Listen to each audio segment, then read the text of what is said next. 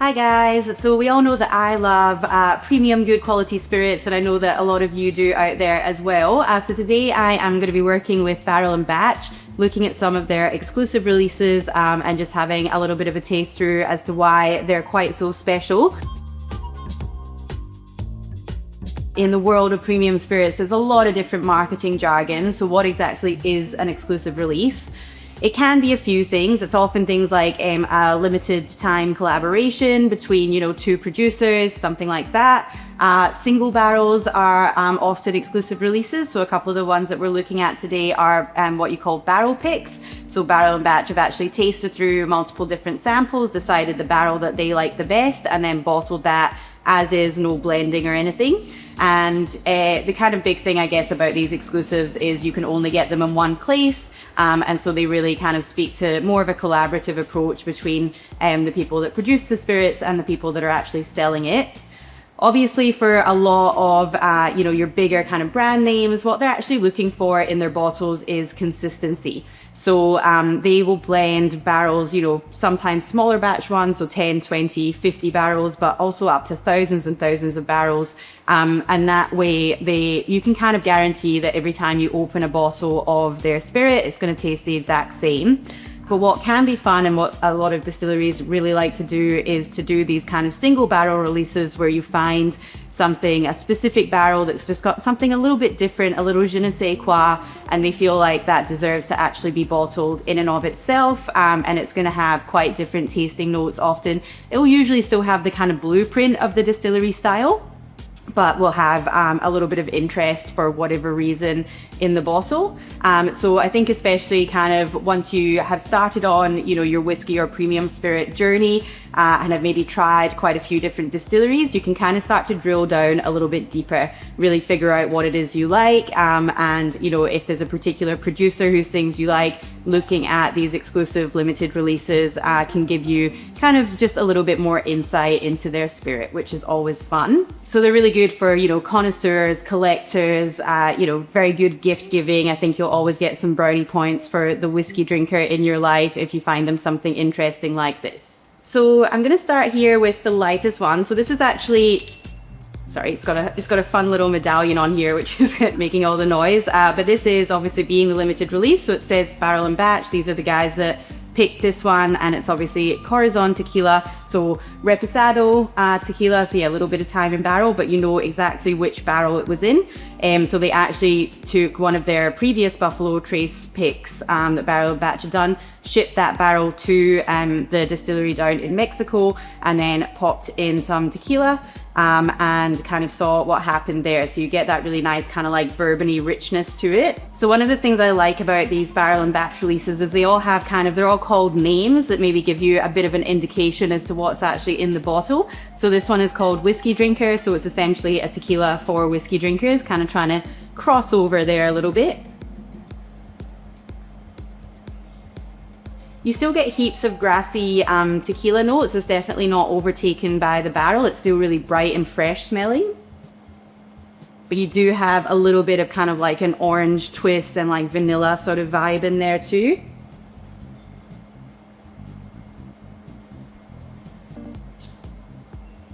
The texture on that's lovely, really, really creamy, kind of mouth coating. I think would stand up really well in cocktails, but also absolutely the kind of thing that you can sip neat as well. I know that in our house we tend to drink whiskey during the winter, and then in summer months, for if we're kind of sipping things, then interesting tequilas and mezcals is the way to go. So a really fun little bit of a different tequila there. Then we're going to move on to Eagle Rare. So Eagle Rare comes from Buffalo Trace Distillery. What is kind of interesting is in the States, actually, a lot of different, I guess, whiskey labels all come out of a few really big distilleries.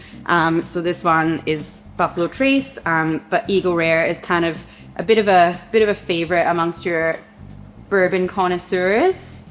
And this one they have entitled Cherry Cola and Fudge. So got a little bit of a tasting note that you can expect in this one. So Eagle Rare used to always be bottled as single barrels, but because of just the demand, that's not the case anymore. They now do a bit of small batch blending. So this, I guess, would almost be back to sort of the style of Eagle Rare that they were making years ago.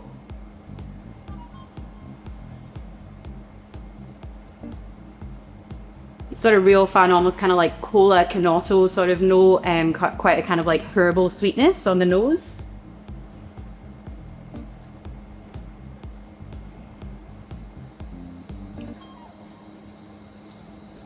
Really rich and decadent, very much that classic kind of like big, bold bourbon flavor that you're looking for, but it does have a lot more kind of like, yeah, fun, like it is fudgy kind of toffee notes on there, a little bit on the sweeter side, nice kind of dessert style bourbon for you. And then this next one is a fun one. So it's labeled Darkness. It's under the Atom Brands portfolio. And what they are is an independent bottler. So, you know, whereas Barrel and Batch has kind of picked this barrel to bottle from Eagle Rare, but, you know, it still says Eagle Rare on the label, and it was still kind of finished and done all within that one distillery. And it was all finished within that one distillery. Independent bottlers will often buy a cask and they might even then finish it differently than how they would at the distillery itself. So you can see how, I guess, certain styles of spirits interact differently with different barrels that you don't normally see them in. Again, like once you kind of get down this rabbit hole, it's an absolute, you know, your wallet probably won't be happy for it, but your palate will. So that's the trade-off. So this one is actually a Ben Rinnes.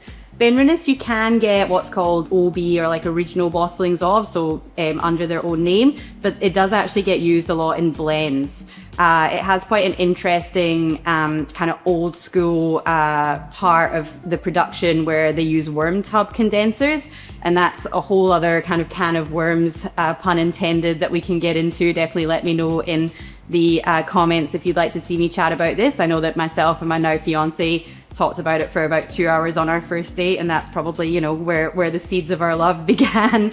But what it does is it makes like a really kind of like big, meaty, almost quite savory spirit.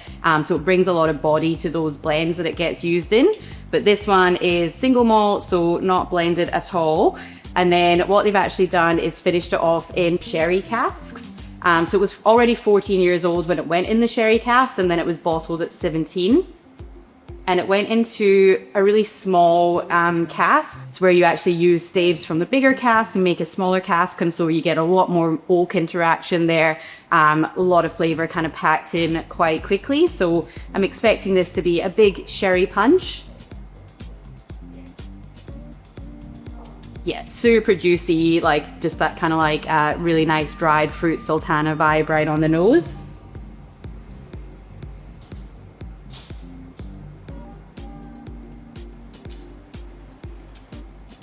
That is delicious. They're all really good, but that's probably my favorite. Again, like lots of dark fruit and kind of almost like a licoricey note sort of supporting that there. Really rich and decadent, and an absolute banger, I reckon. Now, all of these are super limited. Obviously, they're all one cask, so you only get as many bottles out of there as, you know, you can. And then you pop them onto somewhere like Barrel and Batch, you buy them direct, and it's sort of, you know, you get them when you get them, and when they're gone, they're gone. So I think definitely a fun one to keep an eye out for if you're looking for something a little bit different to stock your bar with. Exclusive releases. So now you know.